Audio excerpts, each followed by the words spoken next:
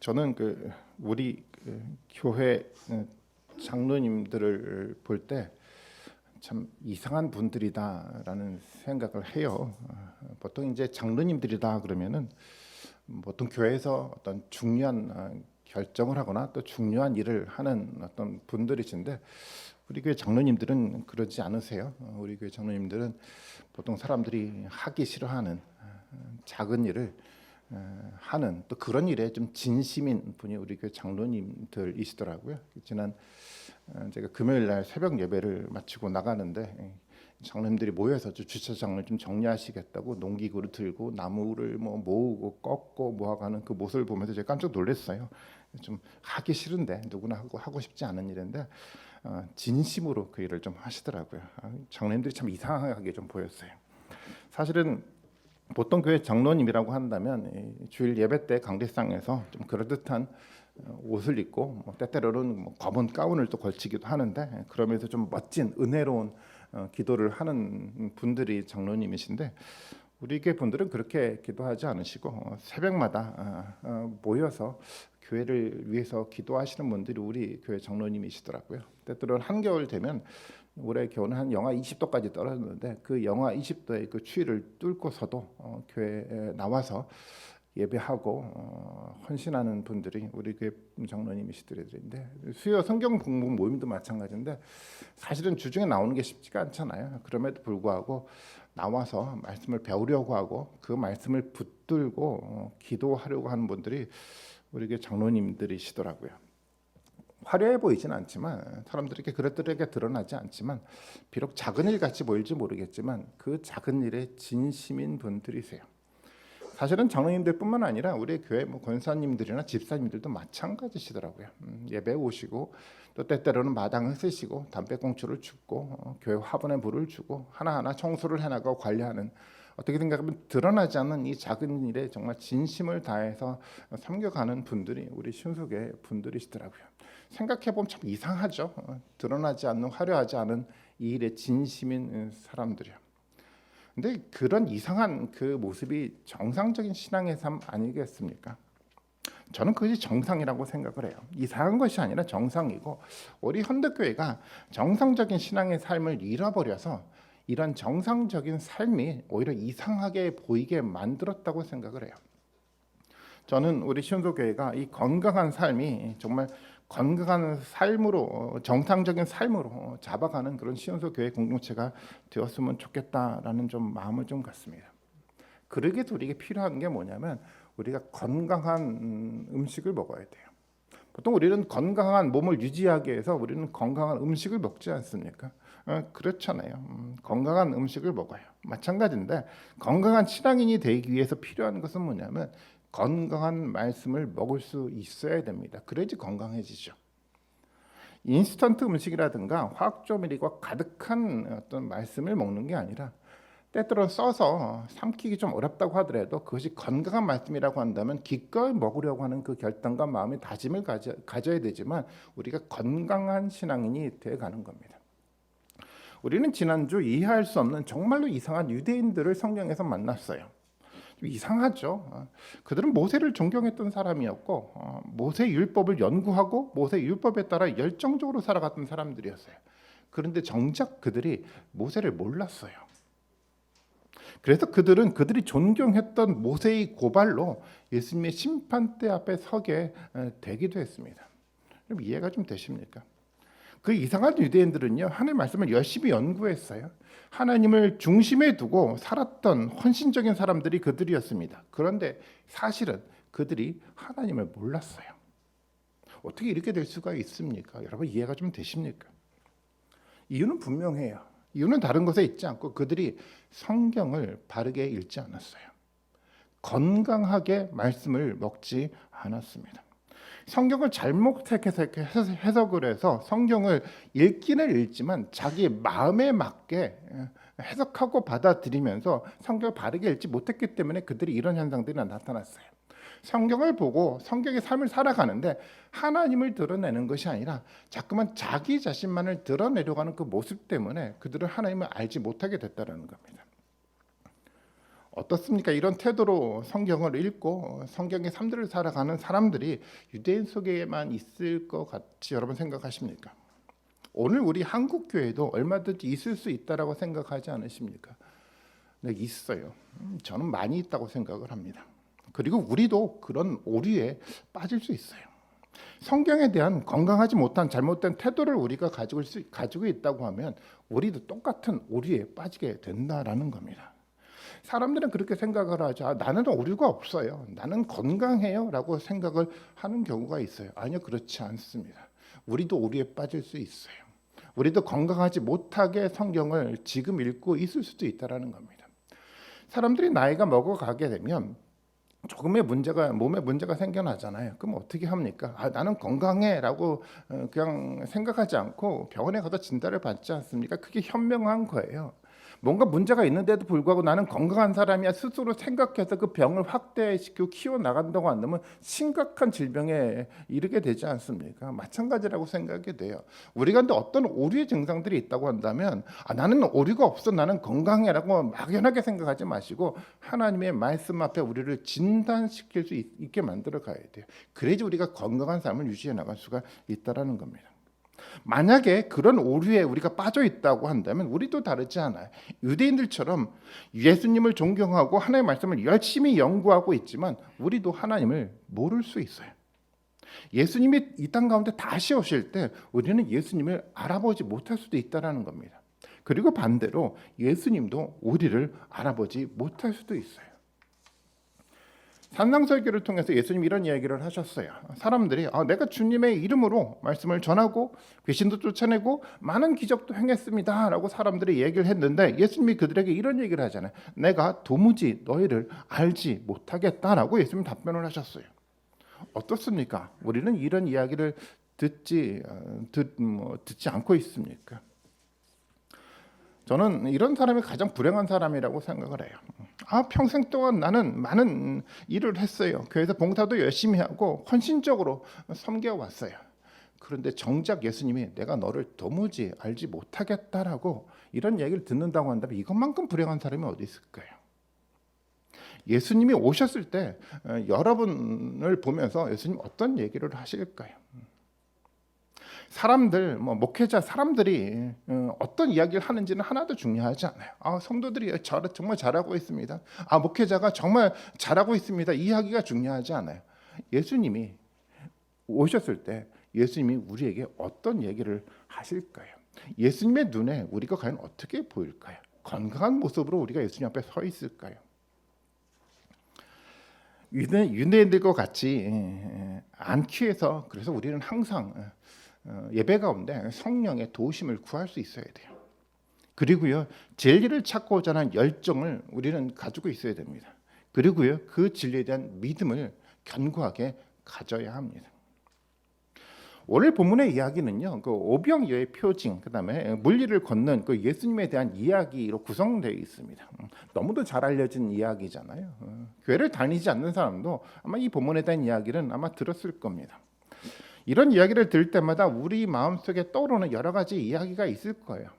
어떤 사람들은 아마 이런 생각을 할 수도 있겠죠.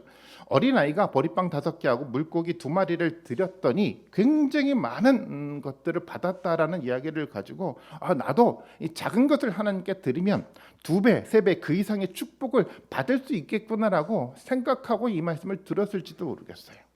우리의 생각이고요. 예수님이 도대체 이 오병이어와 그 물리를 걸으시는 이 표징을 통해서 정말 예수님이 우리에게 던져주고자 하는 그 진리의 말씀은 도대체 뭘까요?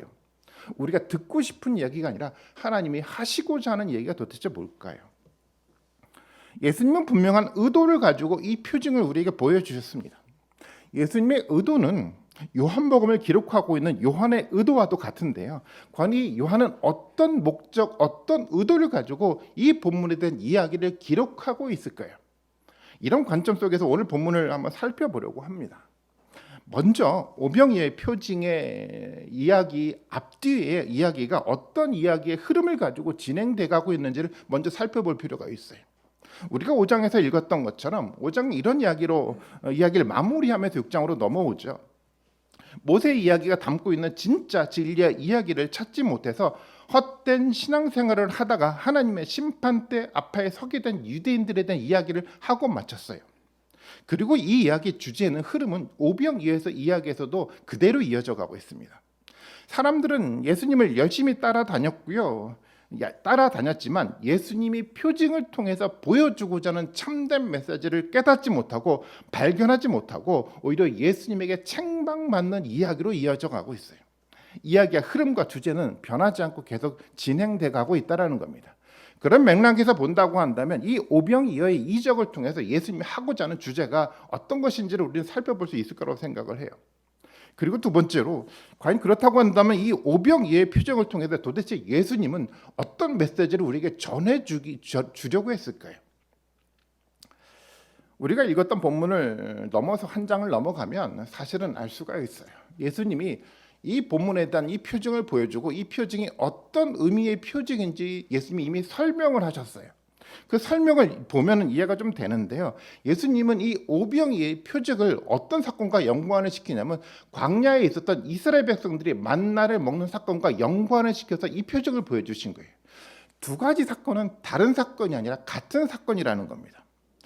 예수님뿐만 아니라 유대인들도 그렇게 생각을 했어요. 이 사건을 보고 난 다음에 그들은 머릿속에 떠올렸는데 조상들이 광야에서 먹었던 만나의 사건을 떠올리면서 예수님을 바라보기 시작을 했어요. 두 가지 사건은 같은 어떤 의미의 사건이라는 겁니다. 그렇다고 한다면 우리는 이 본문을 통해서 두 가지 사건, 만나의 사건과 이 오병이어의 사건이 어떻게 같은지를 살펴야 되고요. 두 번째는 그럼에도 불구하고 왜 유대인들은 이 사건을 잘못 이해했는지를 살필 수 있어야 된다고 생각을 해요. 이것이 오늘 설교의 핵심입니다.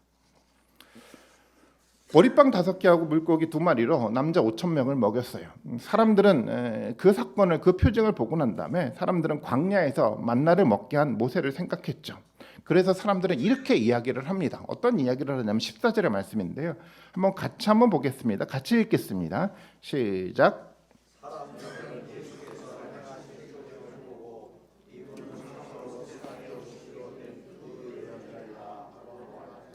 사람들은 표징을 보고 뭐라고 얘기를 합니까? 이분이야말로 참으로 세상에 오시기로 한 바로 그 예언자다라고 생각을 하게 됐어요.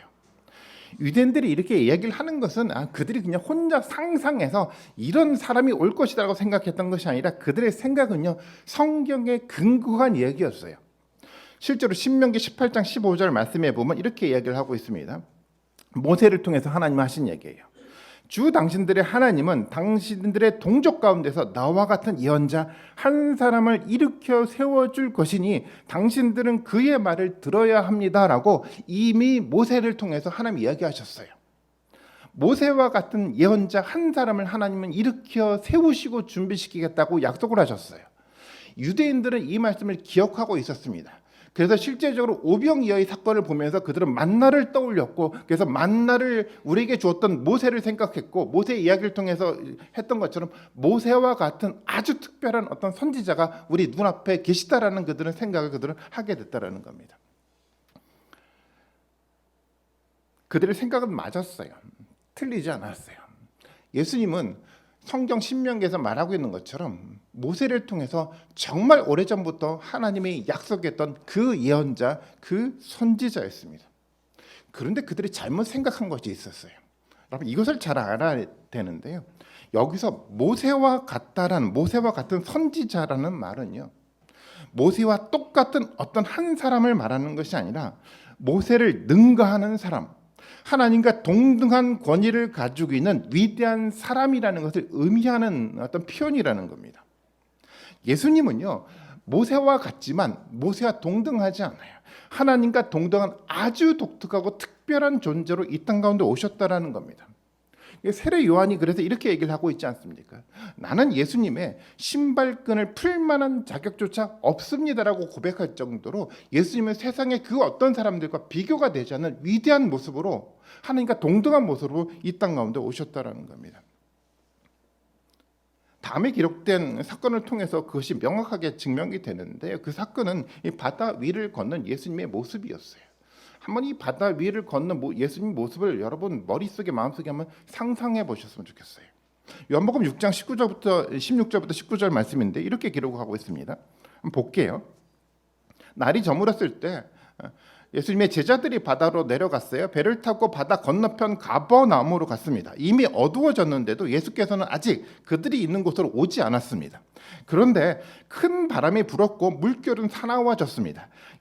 제자들이 배를 저어서 10여 리쯤 갔을 때였는데 그들은 예수께서 바다 위를 걸어서 배에 가까이 오시는 것을 보고 무서워하였다라고 이야기를 하고 있어요. 예수님 바다 위를 걸어오셨대요. 바람은 불고 물결이 사나워졌는데 그것을 밟고 바다 위를 예수님이 걸어서 제자들에게 왔다라고 성경은 표현하고 있어요. 저는 이런 사건을 처음 읽을 때 굉장히 당혹스러웠어요. 마치 어떤 판타지 소설을 읽는 것 같이 느껴졌기 때문에 그렇어요. 그리고 왜 이런 이야기를 성경에 기록했을까라는 생각도 하게 됐어요. 근데 사실 이 사건은 굉장히 중요한 사건입니다. 이 사건을 통해서 예수님이 모세가 말했던 모세와 같은 사람이지만 모세를 능가하는 가장 위대한 분이라는 것을 명확하게 보여주기 위해서 이 사건이 기록되었기 때문에 그렇습니다. 모세도 바다를 갈랐어요. 모세도 바다를 갈라고 모세도 바다 사이를 지나갔습니다. 예수님도 바다를 지나옵니다. 그런데 예수님은요 바다 위를 걸어와요. 바람은 불고 물결은 사나웠지만 예수님은 그 바람과 물결을 밟고 그 바다 위를 걸어서 오시더라는 겁니다. 여러분 머릿속에 한번 상상해 보십시오. 제자들은 그 예수님을 보면서 느끼기 시작을 했어요. 자기에게로 다가오는 그 예수님은요 바다를 가리고 있는 모세와 같은 사람이 아니라 모세를 능가하는 그 위에 속에 계신 위대한 분임을 그들은 깨닫기 시작을 했습니다. 제자들은 두려워했잖아요. 이 두려워했다라는 것이 마치 깜깜한 밤에 어떤 귀신을 보고 놀라서 하는 그런 두려움들을 말하는 것이 아니라 모세와 같지만 모세와는 다른 그들이 감히 상상조차 할 수 없는 위대한 분이 그들 앞으로 다가오고 있는 것을 보았기 때문에 그들은 두려워했다라는 겁니다. 사도 요한은 이 사건을 통해서 모세를 능가하는 위대한 메시아를 증거하고 있습니다. 우리가 만나야 될 예수님은 바로 이 예수님이세요. 세상에 그 어떤 사람과 같은 어떤 존재로서 예수님이 아니라 그 모든 존재를 능가하는 바다를 능가하는 바다를 밟고 지나 우리에게 다가오는 그 예수님을 우리가 만나야 되는 겁니다. 그 예수님 우리에게 오고 있어요. 그렇다고 한다면 예수님이 오병이어를 통해서 보여주고자 하는 이거 말씀도 만나와 같지만 만나의 이야기를 능가하는 예수님의 이야기가 될 거예요. 세상 사람들이 알고 있는 그 이야기가 아니라 정말 그 위대하신 예수 그리스도가 이 오병이어의 이 표정을 통해서 누구도 상상하지 못하는 정말 위대한 이야기를 우리에게 던져주고 있다는 겁니다. 그 이야기를 들을 수 있어야 돼요. 광야에서 먹었던 그 만나는요 아주 독특한 음식이었어요. 출애굽기를 한번 봐볼까요? 출애굽기 16장 14절과 15절 말씀인데요. 이렇게 표현하고 있어요. 만나는요 안개가 걷히고 나니 이럴 수가 광야 지면에 마치 땅 위에 서리처럼 보이는 가는 쌀아기 같은 것이 덮여 있는 것이 아닌가. 사람들이 만나를 보고 도대체 이거 처음 보는 거였거든요. 과거에도 보지도 못했던 정말 희한한 음식이 그들 눈앞에 있어서 이렇게 표현을 하는 겁니다. 이스라엘 자손이 그것을 보고 그것이 무엇인지 몰라서 도대체 서로 이것이 무엇이냐 하고 물었습니다. 모세가 그들에게 말하였는데 이것은 주님께서 당신들에게 먹으라고 주신 양식입니다라고 얘기를 하고 있어요. 이 만나는요 아무도 먹어보지 못한 아주 특별한 음식이었어요. 우리도 알 수 없어요. 이 음식은 보통 음식이 아니라는 겁니다. 보리빵 5개와 물고기 2마리로 만들어진 음식도 마찬가지였어요. 단순한 보리빵이 아니라 단순한 물고기가 아니라는 겁니다. 예수님은 보리빵 5개하고 물고기 2마리를 들고서 감사 기도를 하고 사람들에게 나눴어요. 몇 명이 먹었습니까? 남자에 있으면 5,000명이 먹었대요. 말이 됩니까? 이 작은 음식을 어떻게 5,000명이 먹을 수가 있습니까? 이 음식은요 단순한 보리빵도 아니고 단순한 물고기도 아니었어요. 그 누구도 경험해 보지 못한 아주 특별한 음식, 바로 그것이 이 오병이어의 어떤 기적의 음식이라는 겁니다. 지금 사람들이 먹었던 보리빵과 물고기는 보통 음식이 아니었습니다. 아주 특별했어요. 그렇다고 한다면 이 특별함이 가리키고 있는 본질적 실체가 도대체 뭘까요? 예수님은 이 보리빵과 물고기의 실체를 실제적으로 드러내서 설명을 하고 있어요. 6장 하반부에 있는 이야기가 그 내용입니다. 물론 다음 주에도 계속 이 말씀을 나누긴 할 거지만 6장 48절부터 50절까지를 같이 보겠습니다. 한번 이 말씀을 같이 한번 읽어보겠습니다. 시작.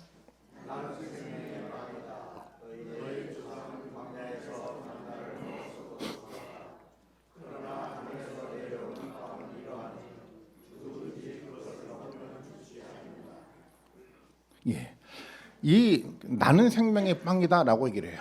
이 빵의 실체예요. 만나의 실체. 오병이어를 통해서 보여줬던 이 독특한 아주 특별한 음식의 실체를 예수님이 얘기를 하고 있는데 누구라고 얘기를 하는 겁니까? 내가 그 생명의 빵이라는 거예요. 근데 이 빵의 그 위대함과 이 만나를 능가하는 이유가 여기에 있습니다. 이스라엘 백성들은 만나를 먹었지만 그들은 죽었어요. 하지만 예수님이 보여주고자 하는 이 빵을 먹는 사람들은 어떻게 됩니까? 죽지 않고 영생에 이른다라고 얘기를 하고 있어요. 그러니까 이 만나를 능가하는 거죠. 예수님이 주시는 양식은요, 예수님이 주시는 우리에게 주시는 그 음식은요, 세상의 그 어떤 음식과 비교가 되지 않아요. 그 음식을 완전하게 능가하는 가장 위대한 양식입니다. 왜냐하면 그 양식은 우리에게 영생을 주는 양식이기 때문에 그렇다라는 겁니다. 예수님을 먹어야 된다라는 것은 어떤 의미의 말입니까? 예수님의 몸을 잘라 먹으라는 얘기가 아니잖아요. 아시는 것처럼 예수님을 먹으라는 얘기는 뭐냐면 말씀으로 오셨던 그 말씀을 먹는다는 의미라는 겁니다. 하늘의 말씀을 먹는 거예요. 하늘의 말씀을 가지고 이 땅 가운데 오셨던 예수님이요. 그래서 우리는 세상의 어떤 이야기를 듣는 것이 아니라 세상의 어떤 말씀이 가지고 있는 어떤 논리와 철학의 이야기를 듣는 것이 아니라 세상의 어떤 도덕적 교훈의 이야기를 듣는 것이 아니라 하늘에 있었던 세상의 그 어떤 것과도 비교가 되지 않는 세상의 그 모든 것들을 능가하는 그 하늘의 그 말씀을 먹고 그 말씀을 읽는 것이 우리에게 주어졌던 하나님의 축복이라는 겁니다. 이 하늘의 말씀이 우리의 주된 음식이 되어야 합니다. 광야에서 하나님이 약속한 약속의 땅 하나님의 나라로 가기 위해서 이스라엘 백성들이 먹어야 됐던 것은요, 바로 이 만나였어요. 하나님의 백성들이 먹어야 될 그 양식은 바로 이 말씀이라는 겁니다. 그래서 예수님도 광야에서 시험을 받잖아요. 사단에게 시험을 받을 때 이런 이야기를 합니다. 사람이 빵으로만 살 것이 아니라 어떻게 삽니까? 하나님의 입에서 나오는 모든 말씀으로 살 것이다 라고 얘기를 하고 있어요. 이것이 우리가 영생으로 가는 데 있어서 가장 중요한 주된 음식의 내용이라는 거죠. 지금 우리는 성령과 함께 하나님 나라로 가고 있어요. 여러분 그것을 알고 있습니까? 지금 예수님이 우리 가운데 오셔서 성령과 더불어 여러분들의 삶 속에서 여러분의 삶의 방향은 어디로 정해져 있습니까? 하나님 나라로 정해져 있어요. 우리는 영생의 길로 한 걸음씩 한 걸음씩 나아가고 있어요. 이 길로 나아가기 위해서 필요한 진짜 음식이 여러분 뭔지 아시죠? 바로 생명의 이 말씀이라는 거예요. 이 말씀을 먹어야 돼요. 이 말씀을 먹어야지 우리가 건강한 모습으로 영생의 길로 갈 수가 있습니다. 건강하지 못한 왜곡된 말씀이 아니라 정말 건강한 말씀을 먹어야 돼요. 그래야지 우리가 건강해지고 그 말씀으로부터 우리가 힘을 얻고 성령과 함께 더불어 하나님 나라 영생의 길을 걸어갈 수가 있습니다. 그런데 보통 사람들이 이 하늘의 말씀보다 사람들이 먹는 음식을 더 중요하게 생각하고 있어요. 사람들은 배고프면 참지 못해요. 어떻게 해서든지 간에 음식을 찾아냅니다. 어떤 사람은 좋은 음식을 찾기 위해서 외국까지 나가서 좋은 음식을 먹으려 하기도 해요. 그런데 정작 영적으로 굶주렸는데도 불구하고 사람들이 말씀을 찾지 않아요. 가난한 사람은요, 살기 위해 자신이 할 수 있는 모든 노력을 다 합니다. 그런데 영적으로 가난한데도 불구하고 어떤 사람들은 어떤 노력도 하지 않아요. 영적 음식을 먹지 못하고 있어요. 그래서 영적 힘을 잃어가기 시작을 했어요. 하나님 나라에 대한 갈망 사라져갔어요. 오직 이렇게 얘기를 합니다. 그냥 이 세상이 좋으니까 그냥 이곳에서 육적 음식만 많이 먹고 살게 하소서라고 기도하며 살아가기 시작을 했어요. 영적으로 무능해져 버린 겁니다. 우리는 어떻습니까? 지금 우리는 모세를 능가하는 바다 위를 걸어 우리에게 오시는 그 예수님을 지금 보고 있습니까? 그 예수님이 주시고자 하는 그 위대한 하늘의 말씀을 지금 우리는 먹고 있습니까? 우리에게 질문을 던져보시고 여러분 일주일의 삶을 통해서 한번 답변을 해보셨으면 좋겠어요. 15절의 말씀도 한번 같이 한번 보겠습니다. 15절 말씀을 같이 한번 읽어보도록 하겠습니다. 시작.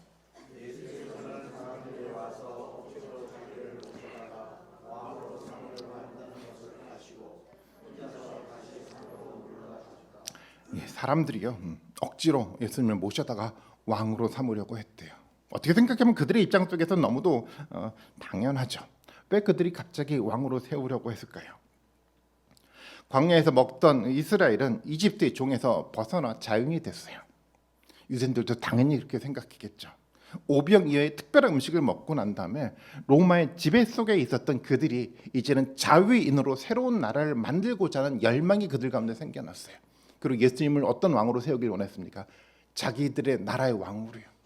로마의 식민지에서 자유롭게 만들어질 그 위대한 왕으로 그들은 세우려고 했다라는 겁니다. 그런데 본문의 이야기를 보니까 어떻습니까? 예수님은 그들의 요구를 거부했어요. 저는 이 말씀을 우리가 잘 들어야 된다고 생각을 합니다. 물론 로마의 통치에서 벗어나 독립된 이스라엘을 재건하는 것은 너무도 중요해요. 하지만 예수님이 이 세상 가운데 오신 목적은 이스라엘을 능가하는 하나님의 위대한 나라를 세우기 위해서 예수님이 이 땅 가운데 오셨다라는 겁니다.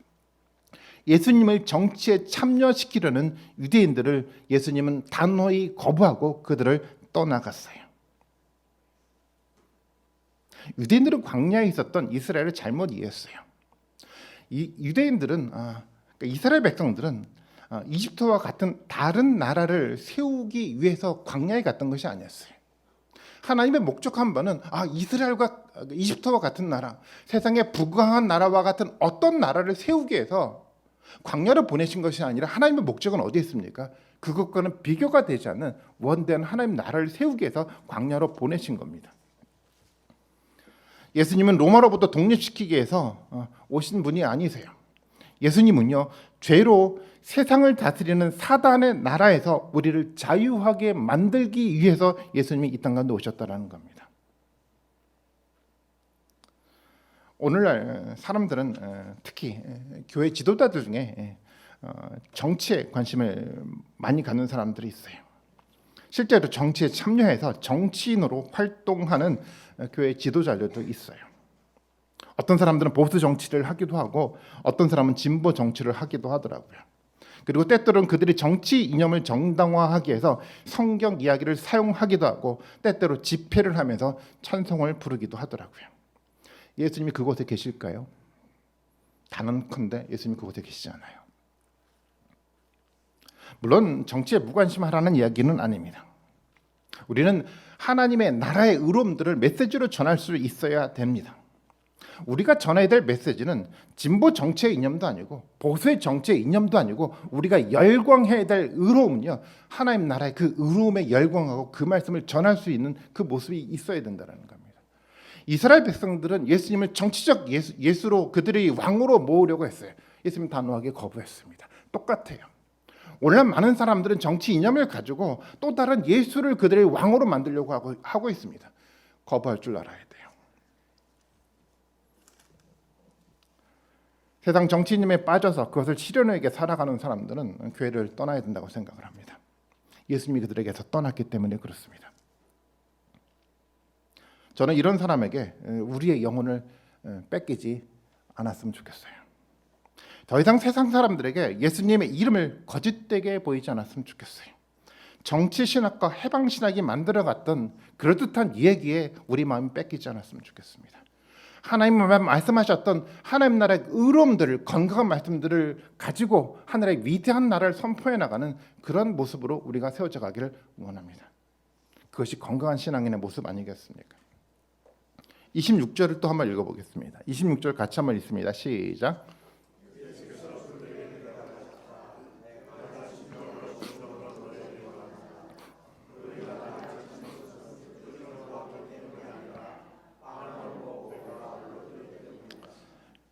사람들의 모습이었어요. 예수님을 찾아다녔어요. 예수님을 찾은 목적이 뭐였습니까?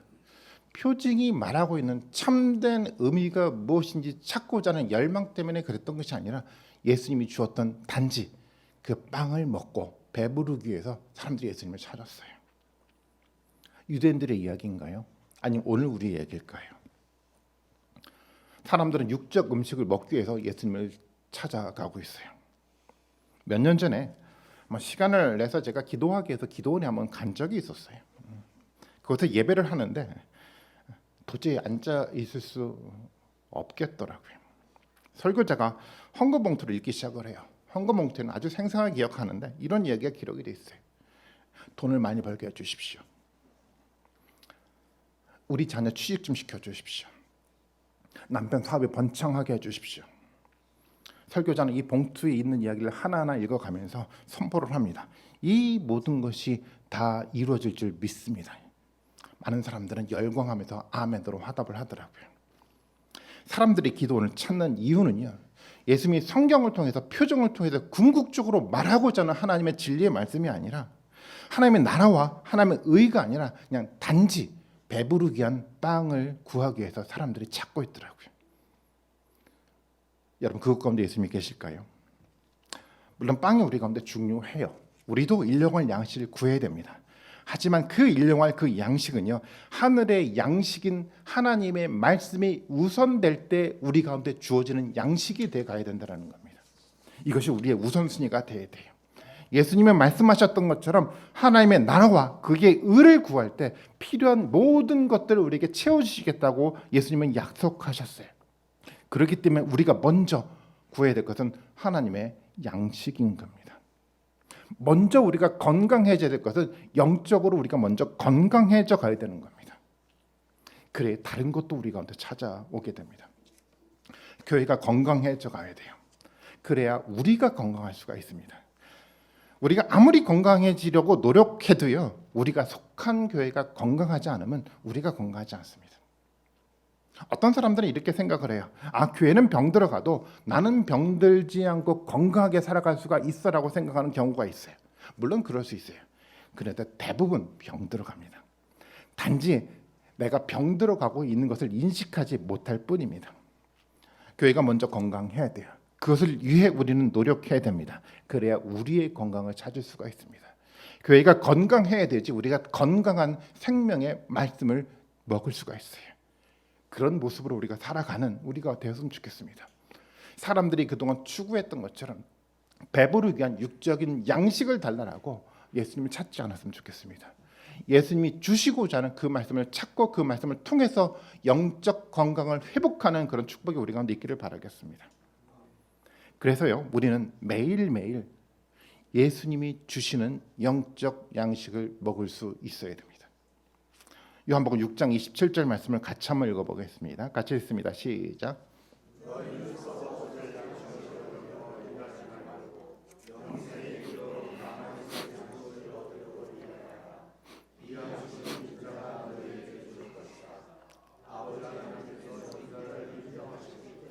아멘. 예수님이 주시는 양식은요, 썩어 없어질 세상의 양식과는 비교가 되지 않아요. 완벽하게 능가하는 가장 위대한 양식이 말씀 가운데 우리 가운데 주어지는 겁니다. 그래서 우리는요, 이 영생을 위한 이 영적 양식을 먹을 수 있어야 돼요. 저는 이 영적 양식을 먹는 것이 우리 삶의 우선순위가 되길 원합니다. 물론 실제적으로는 육적 양식 밥을 먹는 시간이 아마 더 길 거예요. 여러분 하루 3끼 먹는데 몇 시간 걸립니까? 3시간 걸립니까? 그렇게 길게 먹지 못할 수 있을 것 같아요. 하지만 영적 양식을 먹는 삶이 우리의 중심이 되게 만들어가야 됩니다. 많은 시간 아니라고 하더라도 우리가 낼 수 있는 가장 소중한 시간을 영적 양식을 먹는 시간으로 할애할 줄 알아야 돼요. 그래야 하나님의 양식이 우리 가운데 생명 가운데 다가오더라는 겁니다. 육적 양식을 다 먹고 시간이 겨우 나면 그 시간 짜투리 시간을 이용해서 영적 양식을 먹는다고 영적 양식이 우리 가운데 주어지지 않아요. 가장 소중한 시간이요. 정말 너무도 아까운 그 시간을 내서 그 시간에 여러분 영적 양식을 먹어가는 여러분들이 되시기를 바라겠습니다. 그리고 이 양식은요, 매일매일 먹어야 돼요. 만나도 그렇지 않습니까? 매일매일 사람들은 만나를 먹었어요. 저는 이 영적 양식도 마찬가지라고 생각합니다. 매일매일 우리에게 새롭게 주시는 그 말씀을 여러분 먹어야 되는 겁니다. 만나가 정말 독특해요. 아무도 보지 못했던 아주 신비스러운 음식이었어요. 말씀도 그렇더라고요. 우리가 반복해서 읽었던, 우리가 알았던 그 말씀이 아니라 성령께서 인도하시는 그 말씀은요, 정말 독특해요. 우리 가운데 매일매일 새롭게 주시는 정말 위대한 말씀으로 우리 가운데 다가오기 시작을 하는 겁니다. 그 위대한 영적 양식을 여러분 매일매일 먹는 여러분들이 되셨으면 좋겠어요. 그렇게 먹어야지 우리가 건강해져 갑니다. 그렇게 먹어야 되지만 유대인들처럼 이상한 사람이 되지 않을 수 있어요. 우리는 건강해야 합니다. 그래서 정상적인 교회를 세워져 가야 돼요. 그 교회 속에서 우리는 아주 정상적인 신앙 생활을 해 나가야 합니다. 저는 우리 신소교회가 지금 그렇게 조금씩 해나가고 있다라고 저는 보고 있어요. 때때로는 과거로 돌아가고 싶은 마음이 들기도 하지만 그럼에도 불구하고 우리는 성령과 함께 알지 못하는 세계로 한 걸음씩 한 걸음씩 영적 양식을 먹기 위해서 우리는 전진해 나가고 있습니다. 저는 그렇게 하면 될 거라고 생각을 해요. 우리 공동체가 한 마음으로 한 뜻으로 이 양식을 위해서 한 걸음씩 한 걸음씩 매일매일 전진해 나갈 때 하나님 우리에게 보여주실 거예요. 바다 위를 걸어오셨던 정말 누구도 상상하지 못했던 그 위대한 예수 그리스도가 우리 가운데 찾아오실 겁니다. 이해할 수 있는 유대인들처럼 우리는 실패하면 안 됩니다.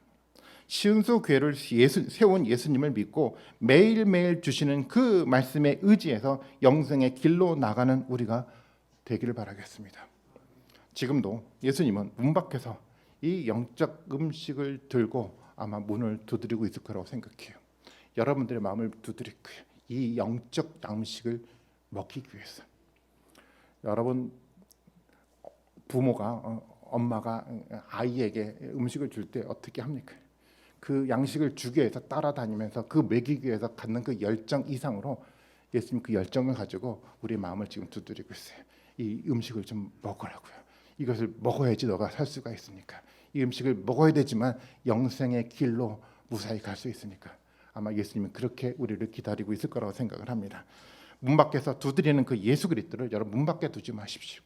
진리의 말씀을 여러분 받아들이시고 그 말씀을 통해서 주어지는 위대한 하나님의 축복을 다 받아 누리는 우리가 되었으면 좋겠습니다. 한 주간 우리는 고난 주간으로 아마 지나갈 거라고 생각을 해요. 어떤 분들은 금식을 하실 수 있겠지만 무엇보다도 여러분 매일매일 영적 양식을 먹어가며 고난 주간을 보냈으면 좋겠어요. 여러분 그래야지 예수 그리스도와 함께 더불어 만들어져가는 부활의 신비를 우리가 경험할 수 있지 않겠습니까? 한 주간도 그런 삶의 모습을 통해서 정말 예수 그리스도와 동행하며 예수 그리스도의 영적 양식을 통해서 주어지는 정말 세상 사람들이 알지 못하는 이 세상의 모든 것들을 능가하는 위대한 하나님의 축복을 경험하는 우리 모든 분들이 되시기를 주님의 이름으로 축원드리겠습니다.